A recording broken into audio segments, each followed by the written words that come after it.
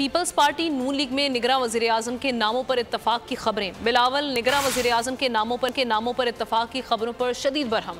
ज़राए का कहना है कि बिलावल भुट्टो ने गलत खबर पर पार्टी की मुशावरती कमेटी से वजाहत मांगी। पीपी की मुशावरती कमेटी ने मामले पर बिलावल भुट्टो को वजाहत दी। मुशावरती कमेटी ने बिलावल भुट्टो को खबर के गलत होने की रिपोर्ट दी। ज़राए के मुताबिक पीपी ने नून लीग से निगरां वज़ीर-ए-आज़म के लिए नामों पर इत्तफाक नहीं किया। पीपल्स पार्टी ने ताहाल निगरां वज़ीर-ए-आज़म के लिए नाम तजवीज़ नहीं किए।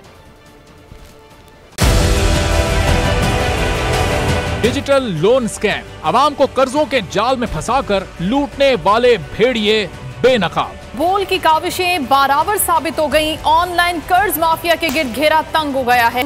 बोल ने दिया अपने आवाम का साथ, उठाई इस स्कैम के खिलाफ आवाज। बोल की डिजिटल लोन स्कैम के खिलाफ आगाही मुहिम की सबसे बड़ी ट्रांसमिशन 59% आवाम ने देखी अपनी स्क्रीन पर, क्योंकि बोल है पाकिस्तान का नंबर 1 न्यूज चैनल।